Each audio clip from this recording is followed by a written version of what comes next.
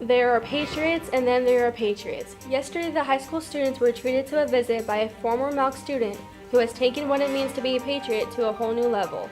You'll learn all about it here on Patriots Today.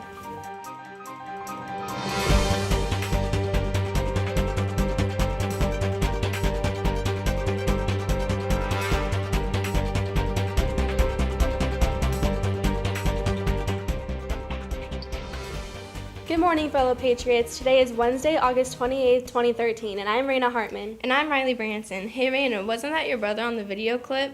Yes, it was. That was my brother Juan. He was here on leave and stopped by the school for a visit.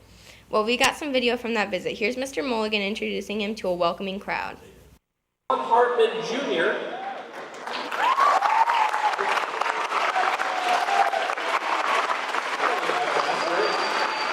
Juan Hartman Jr. is a Patriot like yourselves.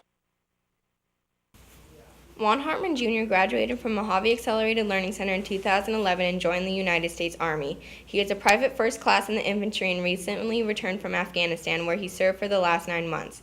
While he was there, he carried a flag from home on all his missions and returned with it to our school yesterday. That flag was presented to the school to hang in our new gym as a reminder of what it truly means to be a patriot. Hartman is the son of Mr. and Mrs. Hartman, who both work here at Malk, and his younger brother and sister are students here. The Army has him stationed in Kentucky right now, and he will redeploy in November of next year. Principal Casey Mulligan wants to remind all high school students of a couple rules for the new year. First of all, any students that are listening to music while on campus need to be courteous to those around them and use headphones. Secondly, students who drive to school should remember that the student parking is in the middle of the parking lot only. The spaces around the edges are limited to staff and visitors. The elementary school started selling cookie dough this week.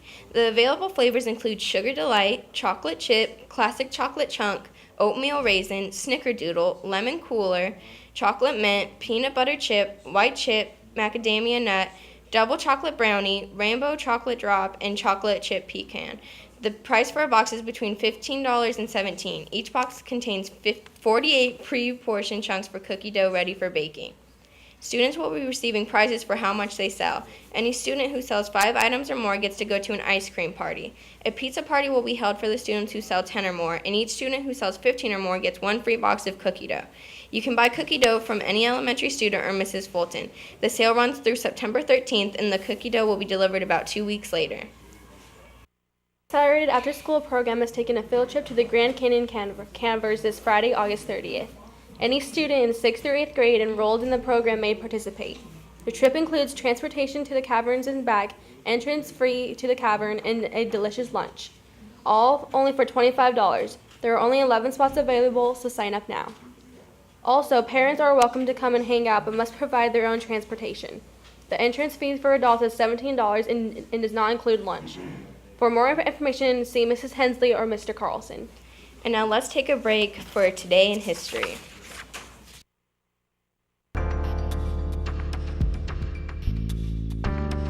Democrats nominated President Bill Clinton for a second term at their national convention in Chicago in 1996.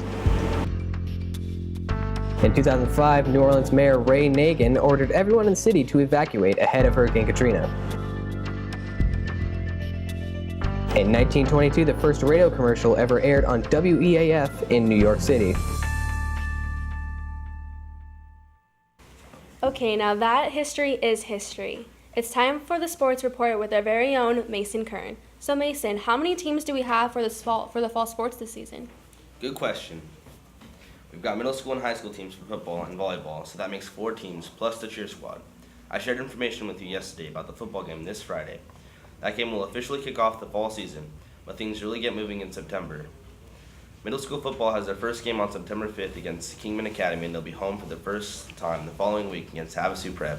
Times are still pending on both of those games. High school volleyball has a 15-game schedule going into the new season. They'll be on the road to the Phoenix area on Friday, September 6th for a doubleheader against Imagine Surprise.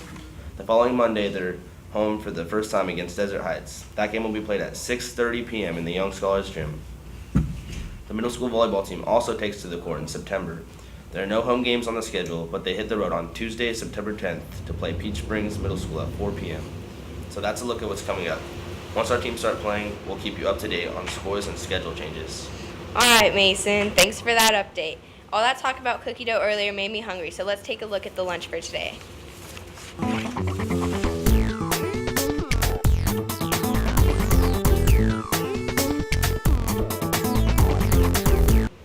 And now back to the news, with a look at what's happening here and elsewhere. A local citizen is at odds with the city of Bullhead City over their plans to develop a section of unused land near the community park in Old Bullhead.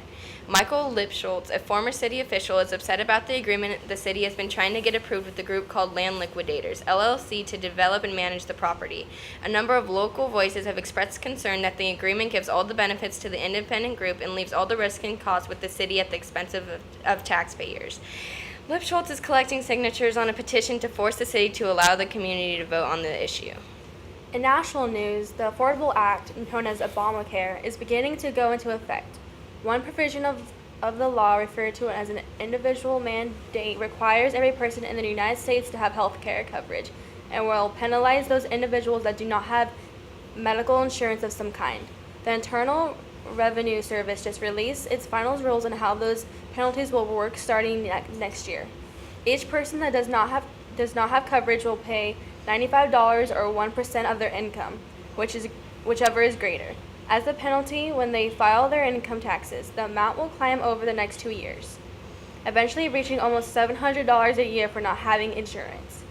On another note, the employer mandate, which requires large companies to provide health care coverage for their employees, will not be enforced for another year until 2015. And finally, the United States and other nations in the Western world are gearing up for a military response in Syria after several alleged chemical weapon attacks by the government there against its own people. France and the United Kingdom have both communicated a willingness to participate in military action, even if the United Nations Security Council doesn't vote to approve. Russia is expected to veto any resolution for action before the Council, but most of the other nations are on board. U.S. Defense Secretary Chuck Hagel said that the United States is seriously considering cruise missile strikes from Navy ships into the Mediterranean Sea. Some sources indicate that we could see attacks on Syria within the next few days. And that's going to wrap things up for today. But before we say goodbye, here's your word of the day.